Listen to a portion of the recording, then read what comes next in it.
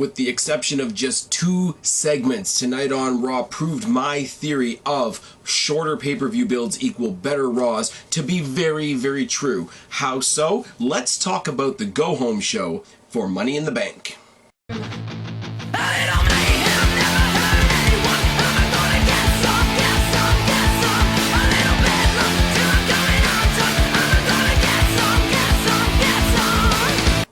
What's going on, everybody? It's your buddy, it's your pal Spaz Phoenix of the YWC Reality Check here with your Raw review, like I say, for the go-home show to Money in the Bank. It feels like we've done the go-home thing 2 weeks ago. Oh yeah, we did. And oh yeah, that's not exactly a bad thing. We start off with no authority. We start off with John Cena and what was supposed to be the John Cena US title invitational. Cena comes out, and I swear to God, guys, like you guys know, I do like shit tons of notes. You know what I put when John Cena does a promo these days? Even though I like what John Cena is doing these days, and I really, really do, and I've talked about it both here and in the preview panels. I'm sure I will talk about it on the preview panel this Wednesday. I know Kristen and Guapo from the Wrestle Recap show are on board this Wednesday for the Money in the Bank preview. I don't know who else will join the conversation, quite frankly, but I'm sure we will discuss there. The stuff that John Cena is doing right now is fantastic. With the US title open challenge, the way he's making everybody look like $1 million, it's all good. But I promise you, despite all that, when John Cena picks up a microphone, all I have written right there, see in the stars, right there, John Cena talks a lot. That's it. You know, typical John Cena stuff. You know, I've got all the experience, and Owens got 1 win on me, but that's okay, because I'll get him next time, and I'm a man, and rah. Owens comes out to shut him up. He says, "You're proving everything I said to you last week. You're delusional, and you think you can win on Sunday. No one cares about your open challenge. People are tired of you opening Raw." Which is a comment that's true, but maybe a year or two too late, because right now it's the Authority. But I mean, the thought is still there for sure. People here want to see an NXT Open Challenge. Cena says, "Okay, sure, I will accept." He says, "No, you get your shot at me without the title shot on Sunday. I'm gonna open up this challenge to somebody else." Cena reissues the US Open Challenge. There's 2 challenges. 2 guys in the ring with belts having 2 separate open challenges. And Owens says, and this is really great, and this is where NXT gets a real shot in the arm, and this is really good. Let's let whoever comes down to the ring next decide what title they want to go for. Neville comes down, shows obscene amounts of respect for Cena, which is great, but says he wants to fight Owens for the NXT title because he used to hold it, and because Owens doesn't deserve to hold it, you know, casting disparaging remarks, etc. This was a nice way to get around John Cena not fighting tonight and not having an open challenge tonight with the busted nose. And he, on microphone, he didn't acknowledge it, but when he does his little conversation with the cameraman at the top of the ramp, he says, "My nose is busted, but I'm still here," because that helps the whole Superman thing, right? Anyways, doesn't hurt my feelings at all, because the first match of the night we have is Neville versus Owens with Cena on commentary. Cena, I will say this, Booker T wasn't there tonight because he's working on Tough Enough stuff. So they had Byron Saxton, who wasn't horrible. I will admit Byron Saxton wasn't horrible. He's kind of weird on SmackDown, because I don't know if he knows whether he's like face commentary, heel commentary, etc. But he's just kind of there on Raw, because you got JBL there. Cena on commentary isn't horrible. I will say that. It's not, obviously he's not one of the commentary bunch.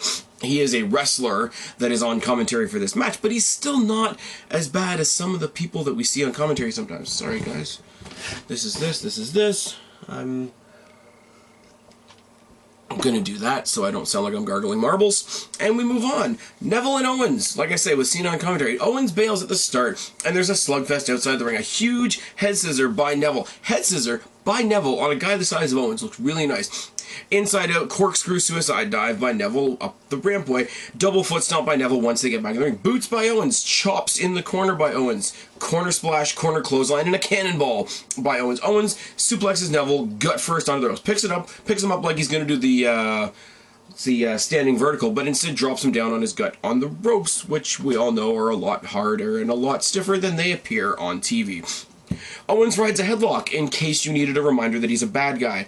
Owens teases the attitude adjustment and turns it into a gutbuster followed by a running senton. The teasing of all of John Cena's mannerisms in this match, I'll just say it now, is fucking fantastic. Neville comes back with the Daniel Bryan-esque silly kicks. Oh, yes. Back suplex by Owens. Owens tosses Neville out of the ring. And when I say he tosses him out of the ring, I mean, this is where I've always said Neville is bigger than he looks, because when you see him flying, he doesn't look that big. And when Owens tosses him out of the ring and he clears the top rope, why is my camera...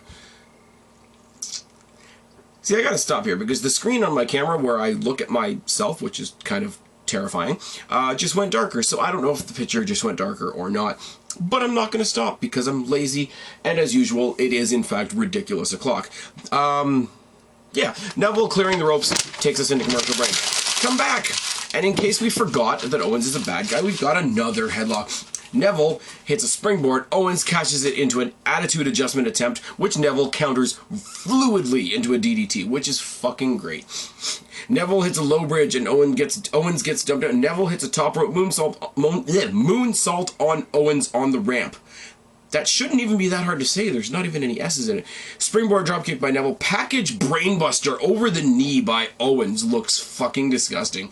Boot, release belly-to-belly suplex by Neville. Dead. Here we go. Sorry, I have to say this again, because it's almost all in one sequence. A boot and a release belly-to-belly suplex by Neville, followed by a deadlift belly-to-back bridging suplex by Neville. Is fucking great. Neville misses the red arrow. Hits a super kick, goes up for the red arrow. He attempts the red arrow about 3 times. My writing is fucked. But basically, he attempts the red arrow 3 times. The second time he missed it, he was able to recover and hit a super kick. But Owens gets back up. He pops up to hit a pop-up powerbomb on Neville for the obvious win.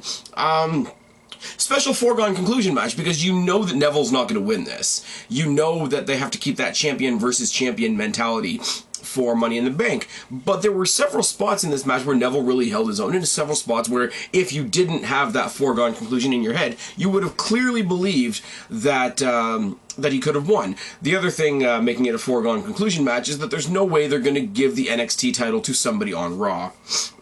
I popped hard when Cena tried to accept the NXT Open Challenge. That would have been funny. We replay the Ambrose-Rollins ending from Elimination Chamber. Ambrose thinking that he's won, the technicality getting the disqualification, Ambrose leaving with the belt anyway, and such and such.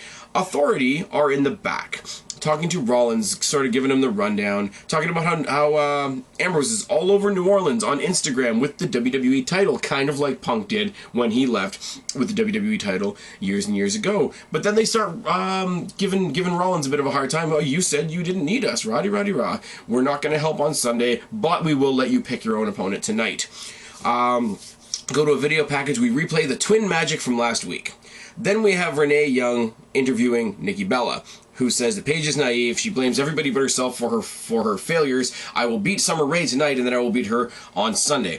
So, in one short little bit of video, maybe 2-3 minutes in total, I see a video of the Bellas and Paige, which makes me happy. I see Nikki Bella and Renee Young, which makes me happy. I hear that Paige is getting a rematch at Money in the Bank, which makes me happy. And I hear that coming up next, we have Nikki Bella versus Summer Rae, which, to the surprise of all of you, I'm sure, makes me very happy. It is all freaking good. And not a Naomi in sight. Oh, and fuck yes. Nikki Bella versus Summer Rae is short, but it's good. Collar double tie-up. Several roll-up attempts by Nikki, a boot by Summer, and a takedown. Summer Rae rides a headlock, which makes me say, because normally I would say Summer Rae rides the headlock to remind us that she's a heel. But Nikki's a heel, so headlocks by everybody. Maybe, perhaps. Anyway, Summer Rae does indeed ride a headlock. Nikki powers out. Spin kick by Summer. Second rope enziguri by Nikki, and the rack attack gets the win for Nikki. Short match. Not exactly an NXT-length Diva match. I will give you that. But it did what it was supposed to do. It showed what Nikki can do. It let Summer Rae have some TV time. You saw a video of Paige watching the match in the back. You know, watching intently, doing her scouting her opponent is the cliche that we use there. We go back to video packages. We replay the gauntlet that Roman Reigns went through last week, where he faced Barrett, and then he faced Henry, and then he faced Wyatt. Now, I will say this once, and I will say this for all, and I'll probably say it again sometime in the preview panel. This is the hypocrisy of the YWC. Good and proper, is it not? Because if this booking was done for a Kevin Owens, for a Neville, for a Daniel Bryan, for a CM Punk, for a Cesaro, for anybody like that, it would be a great way of making this guy look strong going into the pay-per-view. But because it's Roman Reigns, and we're not allowed to like Roman Reigns, oh, this is a push, this is a rocket up, it says, oh, he's burying everybody, da da da da. Hashtag YWC hypocrisy.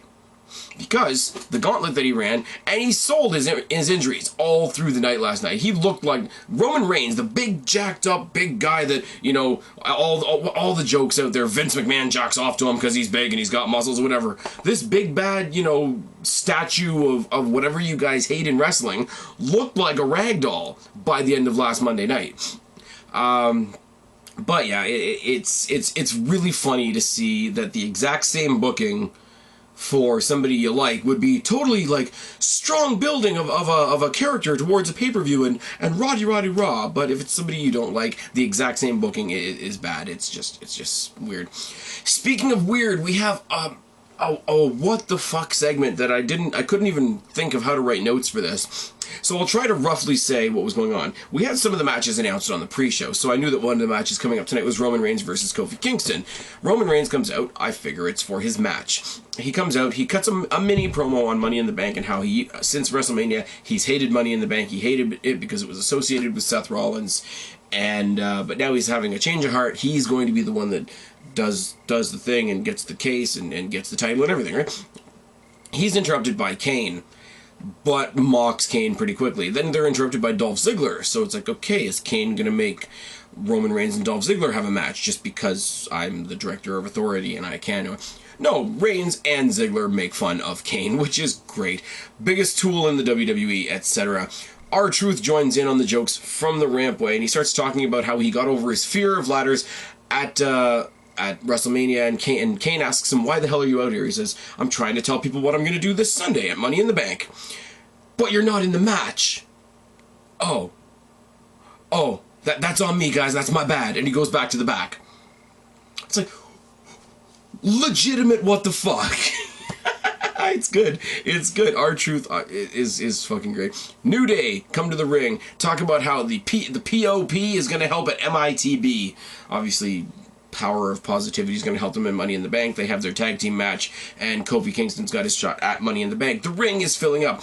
Sheamus comes out, talks about how it's funny how anybody else thinks they're going to win, and every time Kane tries to say something, somebody else comes out, and he's just sitting there with his shoulders on the ring stuff like this. Does anybody else want to come out? Does anybody else want to? I even sent out on Twitter, I was like, Kane, just quit, man. Just quit. You are a joke. This is a thing. He finally announces the one person that hasn't said anything. I can speak, I swear. The one person that hasn't come out to join us yet is Sheamus' opponent right now, and that's Randy Orton. And he comes down for the match. We come back from commercial break, and we have Orton versus Sheamus, which is a fucking long match. So we're going to try and get through this because my play-by-play is ridiculous, and my handwriting is even more ridiculous, and you guys that have been following me for a long time just know how this goes. Boots and uppercuts by Orton. Sheamus plays the cat and mouse game for a long time, in the ring, out of the ring, through the ring, under the ropes, over the ropes, etc., etc. Stomps Orton. Orton pulls out the actual Orton stomp, stepping on the hands, stepping on the feet, stepping on the ankles, stepping on the head, etc., etc., etc. Sheamus eats guardrail on the outside. Uppercuts in the corner by Sheamus, headbutts in the corner by Orton. Sort of anything you can do, I can do better type thing. It's really, really good. Hangman by Orton. Running knee by Sheamus. Sheamus drops a knee on Orton's face, which looks nice. Sheamus bars Orton's arm, so you think there's going to be a story where he works the arm, but it doesn't last very long as Orton comes back with a drop kick. Corner 10 punch by Orton is countered into a snake eyes by Sheamus, which is then countered into a boot by Orton. It's a nice little corner sequence that's really nice. Sheamus tosses Orton out of the ring as we go to commercial break. WWE's official way of going to commercial break, or telling the producers to go to commercial break, is by throwing somebody out of the ring. It's a really, really good thing that the Royal Rumble doesn't have commercials. Oh yes, we come back from commercial break and Sheamus drops another knee on Orton's face. Sheamus rides a headlock for a long time because he too is a bad guy. Boots and punches by Sheamus. Both men trade punches. A boot and a rolling boots and rolling clotheslines by Orton. A slam by Orton, a boot by Sheamus. Sheamus eats the post shoulder first, which is nice. Orton follows up on that with an exploder suplex. Suspension DDT by Orton. Failed RKO and a failed brogue kick. Sheamus is tossed outside the ring again. Sheamus tosses Orton. I can't read my own damn writing.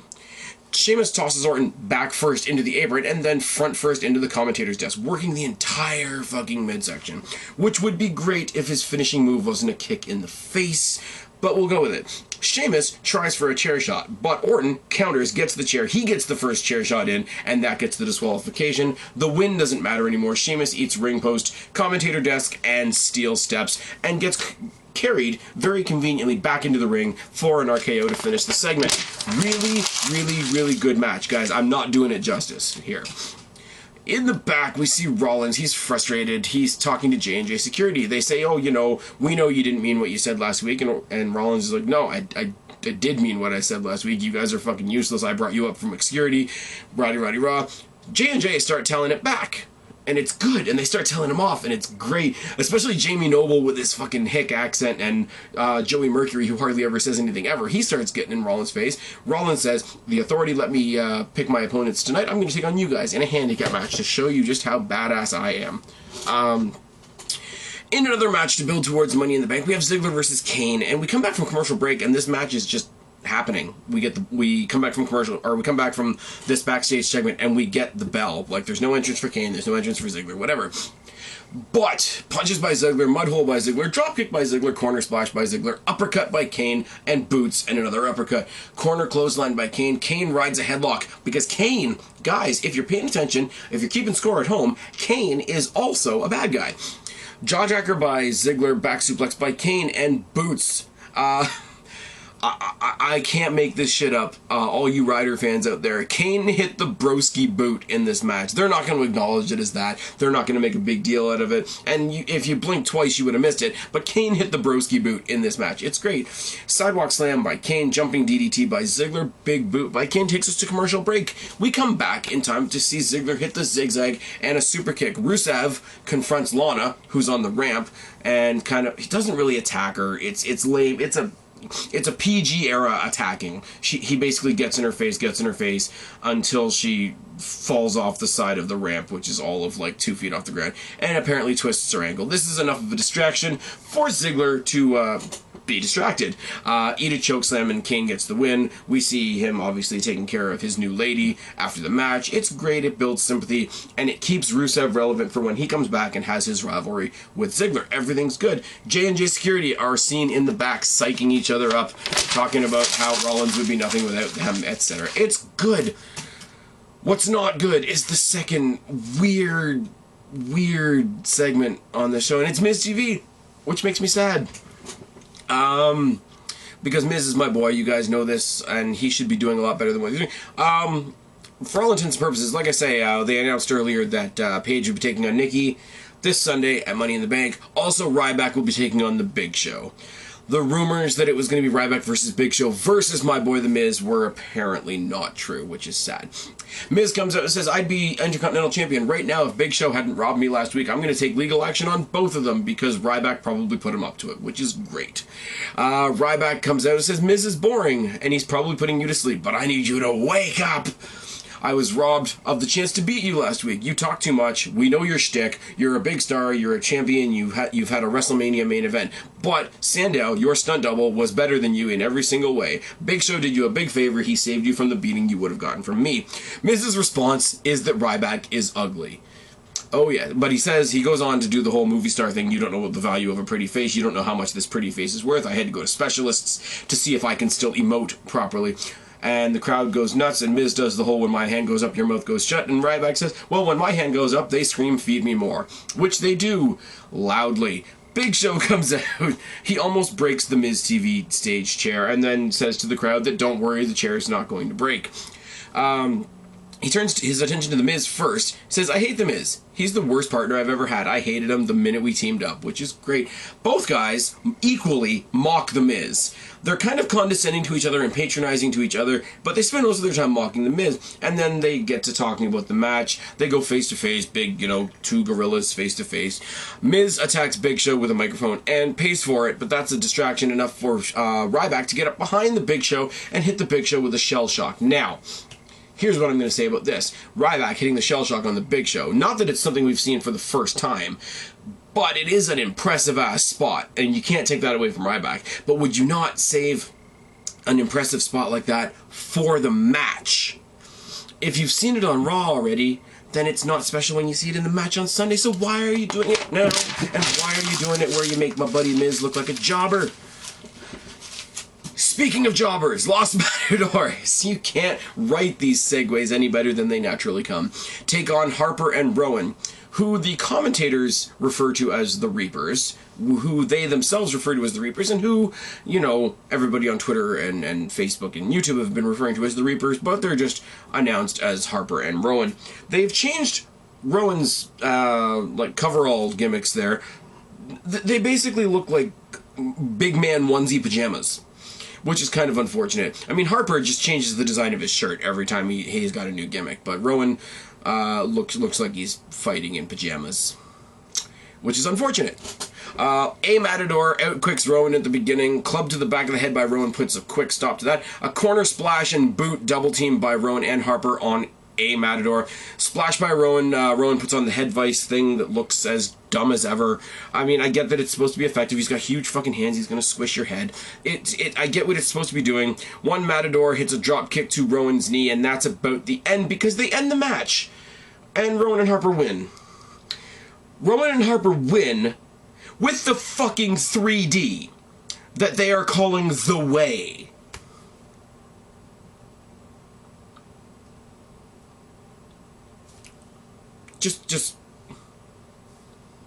Yeah.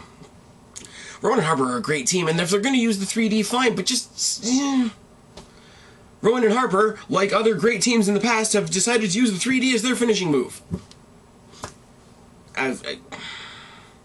Come to think of it, honestly, if they were going to acknowledge that it's another team's move, you might want to give it to the Ascension, because the Fall of Man is a really lame finishing move, too. The Ascension, using the 3D, would be a perfect opportunity for them to call out another legendary tag team and have a match against the Dudleys. If they're going to do that with Rowan and Harper, that's fine, and I will put down the imaginary WWE Network money to see it. It's just, they don't have a story that would indicate them calling out older tag teams, whereas Ascension already have that in place, so I think I get that they need a finishing move, and I get that they need something that distinguishes them away from just being the Wyatt family again. They do it, and they do it great, and they're two huge guys, and they're pulling off the 3D, and it looks amazing. But trying to, WWE taking that extra step of trying to call it something else that we don't think is 3D, everybody chanted 3D after they hit it, and everybody chanted tables after they did it. So go with it! Why, you got JBL there who spews random, ridiculous, useless wrestling trivia on a whim. Why can't you just have there's Harper and Rowan, shades of the Dudley Boys with the 3D! It gives legitimacy to it. There's a history to the move, they're so close to something good, and I think they just missed the mark. It's great. They cut a promo after the match, something about the reckoning and you all should be afraid, and very Wyatt-esque stuff. I mean, if they're gradually ramping into going back with Bray Wyatt, I don't know. Sorry, guys. It's good. Anyways, Kane tells Rollins in the back that he's going to be in J&J Security's corner tonight. I will mention now, because I'll probably forget to mention it later, J&J Security have no music. So it's a good thing that Kane accompanied them to ringside, because they came out to Kane's music. Yes. To build towards the Tag Team Championship match that we're going to see this Sunday at Money in the Bank. It's built, it's great, it's wonderful. Between the New Day and the Primetime Players, we have Big E versus Titus O'Neil, which... on initial thought, sounds about as exciting as watching paint dry, but it's not as bad as you think. Darren Young, coming out to the ring, looked like he was on fucking meth. He was way too excited to be there. But anyways, I digress. We got the two power guys of the two teams. Power versus power. Very easy story to tell. Collar and elbow tie up and a belly-to-belly from Big E to Titus, which is great. Established that Big E is a powerhouse right off the bat, because look how much smaller he is than Titus. Everybody knows that Titus is a powerhouse. Big E, being the smaller guy, establishes his power right off the bat. He has the first throw of the match, which is good. I like that. Mounted punches by Big E and a beat down in the corner by Big E. Abdominal stretch. Titus O'Neil has to go down on his knees for the abdominal stretch to work. But here's the deal. Big E Langston has in the abdominal stretch, all your exposed ribs, etc., and he's slapping him in the ribs, which is great. It's that whole, it's your exposed area, you've got no way to defend your ribs, and getting slapped in the ribs isn't a very nice feeling at all. But not only is he doing it, he's doing it to the beat of the New Day Rocks. New Day Rocks. The proverbial insult to injury, or insult while you're injuring, I guess would be the case. In this case, heavy slaps in the corner by Titus, just wailing, one after another. It's great. Titus tosses Big E around the ring. I like Titus's offense, because everybody else has, I'm going to set you up for a move, or I'm going to do a move, or I'm going to do something that's going to set you up for a move. Titus's offense is just throwing people around the ring, and it's so different from what anybody else does currently that it looks amazing, quite frankly. Multiple shoulder tackles by Titus. Titus tackles Big E in the corner, and he uses the pounce. If anybody remembers, the alpha male Marcus Corvon used to use a spear called the pounce, because it was kind of like on an upward trajectory. Titus O'Neil kind of does that. He hits the pounce. New Day distract. Big E hits the big ending, which is impressive on a guy as significantly bigger as Titus O'Neil is, and Big E gets the win. New Day celebrate for about 5 seconds before Roman Reigns' music hits, because, as I mentioned earlier, the next match is Roman Reigns versus Kofi Kingston. Roman Reigns versus Kofi Kingston is about to start when we get the breaking news that the Money in the Bank pre-show match is going to be R-Truth versus King Barrett. Yay. They really made Barrett king for no reason. It's sad. Roman and Kofi Kingston, this was a great match. I don't want to take anything away, and this is not a dig at Kofi Kingston, and this is not another example of me being what some people think I am. But Roman Reigns and Kofi Kingston should be a squash match, should it not? I mean, this is a guy... I was going to say this is a guy that went up against Brock Lesnar at WrestleMania, but apparently at the 4th of July special that they're doing in Japan, Brock Lesnar is facing Kofi Kingston, so I can't even use that argument anymore. First of all people, why are WWE putting Brock Lesnar in the ring at a house show in Japan against Kofi Kingston? Second of all, why is WWE Network airing their... I will totally forgive all the Americana. WWE is an American product. They are going to celebrate the American holidays, and all the power to them. I do not take that away from them whatsoever. What I do say, or what I do question at the very, very least, why is your American 4th of July celebration show airing from Japan? Just a thought. And on top of that, there's a Godzilla joke there that I'm not going to make, but seriously, Brock Lesnar versus Kofi Kingston. Brock Lesnar versus Daniel Bryan would be more believable, guys. And you know how I feel about that match. Anyways, this should have been a squash match. It wasn't. It was a good match, which I shouldn't dislike, because it was a good match. But it shouldn't have been. It should have been a squash.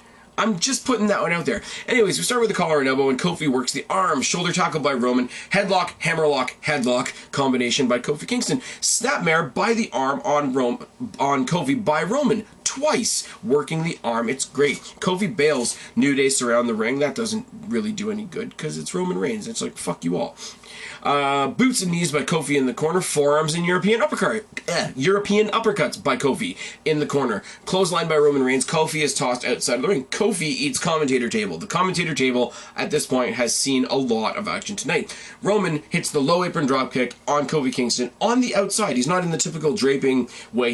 I think he's kind of like leaning over the apron, catching his breath type thing, but it's still a prone position for that low apron dropkick that Roman Reigns does that is really nice. Roman launches off the steps, kind of Jeff Hardy poetry in motion style, trying to take out Kofi Kingston, but he ends up taking out Xavier Woods instead, leaving Kofi Kingston time to get back in the ring, rebound off the ropes, and hit a suicide-style dropkick on Roman Reigns from the inside of the ring to the outside of the ring, which is a really nice spot. While I will continue to say that Kofi Kingston is not a believable World Heavyweight Champion, do not take that to mean that I don't believe that he is a fantastic superstar. Let me make that distinction right now. And why are we beeping? I'm trying to do a video. Coming back from the commercial break, Kofi rides a headlock because even though the New Day are positive, they are bad guys. Don't forget. Dropkick by Kofi, stomp to the face by Kofi, which is really, really nice. Double axe handle off the top rope by Kofi, which is the least high-flying of high-flying moves that there is, so seems very anticlimactic, but it's still nice. Kick to the face, 2 clotheslines, a splash, and a tilt-a-whirl slam by Roman on Kofi, all in succession. The SOS by Kofi Kingston. And this is fucking beautiful. I don't care if you like Roman Reigns or not. Roman Reigns countered the SOS into a one-armed deadlift Batista bomb, which is nice. Kofi Kingston comes off the rope for a top rope something. We don't find out what something is because he eats a Superman punch like it's a watermelon. Oh yes, Roman Reigns gets the win, and Kofi Kingston looked great in this match. Afterwards, to celebrate in the crowd with him, we see Dean Ambrose arrive. He's been on Bourbon Street. He's got big bags of popcorn, a big drink, lots of beads. Don't want to know what he did to get them. And the WWE World Heavyweight Championship, because he bought himself a front row seat. This is the thing they were talking about all night on Instagram. He was posting pictures. Roddy Rod. They were doing this to boost the fact that apparently WWE overall social media platforms like Vine and Twitter and Facebook and Instagram, over all the social media platforms, WWE has reached a 500 million followers. Sure, why not? So they talked about Instagram all night. Dean Ambrose posing in various places, posing in front of the arena where they held WrestleMania 30. I'm surprised that didn't get a huge yes chant and everybody else didn't get booed for the rest of the night. But it was a good little thing. As I say, very CM Punk-esque in the I've escaped with the title type thing. But it was good, and he came back, and he bought himself, the last picture you saw on Instagram, he bought himself a ticket to the show. And somebody said, I think it might have been Nature Girl 30, maybe? Somebody on Twitter said, I hope he got a discount on the ticket because he only gets to see one match. His one match is Seth Rollins versus J&J Security, which is far more entertaining than it has any right to be. Seth Rollins versus J&J Security. As I say, J&J Security came out to Kane's music because they're jobbers and they don't have music. Mercury starts the match. Rollins toys with him. Mercury works Rollins' arm. Nice chain wrestling. And I put LOL because I can't believe that I'm actually making notes on a match like this. Noble tags in. They trade headlocks for a while. Both men are tossed out by Rollins, who gets very frustrated very quickly. J&J double team Rollins while Kane distracts the ref. Fantastic. Heely tactics on a heel is always good. Ambrose, because at one point Rollins gets tossed out of the ring and he's sort of like up against the guardrail. Well, what part of the guardrail do you think he's on? Right in front of Dean Ambrose. So Dean Ambrose, you know, in such a friendly manner, feeds him some popcorn, which is good. Drop kick by Murphy, an arm drag. Drop kick by Mercury, an arm drag into an arm bar by Mercury. Mercury eats the guardrail and boots on the outside. Corner splash by Rollins, hard Irish whip by Rollins. Rollins rides a headlock because is he not the king of the bad guys at the moment? Rollins eats a turnbuckle while he's trying to do a splash on Mercury. Noble tags in and hits him with lots and lots of elbows. Noble hits a perfect neck breaker on the WWE World Heavyweight Champion. Low drop kick by Rollins, low super kick by Rollins is nice. He turnbuckle power. He tosses Noble into the corner, chest first. So Noble's chest first into the turnbuckle, picks up Mercury and turnbuckle bombs Mercury into Noble in the corner. It's a decent looking spot. If this was a legitimate tag match with some legitimate stakes, that could be the thing that wins the match.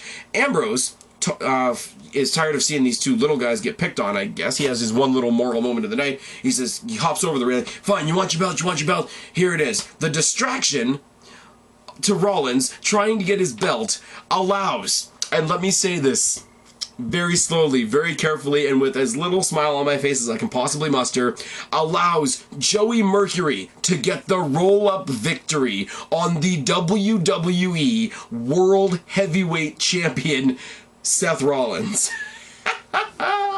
It's good. It's a good little thing. Rollins starts losing his shit. Kane and J&J Security are laughing at him on the ramp. I'm pretty sure, you know, Mommy and Daddy Helmsley in the back are having a good laugh too. Turns around just in time to eat dirty deeds so that Ambrose can take the belt back again, go up the ramp, find one of the ladders that is, you know, has to be part of the stage as we lead up to Money in the Bank, poses on top of the ladder with the belt as a preview for Sunday, and that's how we go off the air on Raw. 2 awkward speaking segments in this show. Other than that, everything was relevant to the pay-per-view. There wasn't much filler, and even the jobbers looked good tonight. I mean, Miz got taken out, sure, but he got his shots in on the Big Show. Los Matadors came in and got some offense on Harper and Rowan when you knew they were going to win. Neville, you knew wasn't going to beat Owens, but he still looked fucking great. And, Kofi Kingston didn't get squashed by Roman Reigns, and J&J Security got a win over the world champion. Nobody got squashed. Everything had at least some kind of meaning tonight. Summer Rae got some time on Raw tonight. I got to see Renee Young and Paige and the Bellas, and I'm just so happy with that. Add Becky Lynch into the mix, and you will have a very, very happy Spaz. Anyways, this is the this is the go-home show to Money in the Bank. My version of the go-home show, which is the tackle panel, will take place this Wednesday. As I say, Kristen and Guapo have already told me they're in. I don't know about Suave, I don't know about OK Fabe, I don't know about Heel Steven, but you will get at least 3 of us. You will get a proper preview panel for Money in the Bank, and I can't wait, because guys, there's a lot of shit on this show that's good. I mean, even the shit that I don't really care about, Ryback and the Big Show, I'm still kind of curious about. Nikki versus Paige, take my fucking money. You know, champion versus champion, Owens Cena 2, great. Rollins Ambrose ladder match, great. Money in the Bank, even though there's a bunch of dead weight in the match, it still could be good. It's fucking great. Even the pre-show match, I don't have a reason to care. There's no story behind it. But, I mean, they're 2 good workers. They could surprise us. Look at what R-Truth did with Stardust a couple months ago. Like, as I say, no story, no particular reason to care, but it's still surprisingly a good match nonetheless. Guys, this was a great Raw in what seems to be a series of great Raws. Keep the shorter pay-per-view builds coming because it makes Raw better. And if you don't believe me, if you don't agree with me, if you think that these things are making the show worse, I have one thing to say to you. Show your work. Show your work. Put it down in the box below. Call my bluff. Tell me that the past 4 Raws, the 2 Raws that built up to Elimination Chamber and the 2 Raws that are leading up to this show here, have not been some of the best Raws we've had this year. Because they haven't had time for bullshit. They've trimmed all the fat off the show. And it's fucking wonderful. All the years that we spent bitching and whining and moaning and kvetching that they should have less pay-per-views, longer builds, roddy raw, when the exact opposite seems to be the solution. Anyways, guys, Money in the Bank is this Sunday. As I say, the preview panel will be done Wednesday, probably be up Thursday morning. I hope you guys are as excited as I am, because I genuinely am excited. I'm genuinely sitting here watching a whole 3-hour Raw show with a big-ass smile on my face. Even the stuff that didn't make sense made me laugh. Even Kane going out there and being interrupted by everybody made me laugh, because it's like, Kane, what the fuck are you doing, buddy? It's one of those, you can even look at that, and if you take your analysis cap off for just a second and just laugh at it, it's good. Some of it's allowed to be funny. Some of it's allowed to not be serious. It's great. It's good. I hope to take my excitement for what's going on right now in wrestling and pass it on to you guys. Not that I'm the big I am, not that I am anything here on YouTube other than some guy talking to his camera at ridiculous o'clock in the morning, but the excitement that I have will be 10 times better if I can share it with you guys. I hope you guys are even a tenth as excited as I am. I really do. Anyways, I've been Spaz, your YWC Reality Check. Subscribe up there, talk down there, start a conversation, keep this conversation going. Don't be a stranger. I'll talk to each and every last one of you later. But for right now, I'm tagging out, guys. Bye. So shine, come a freak like me.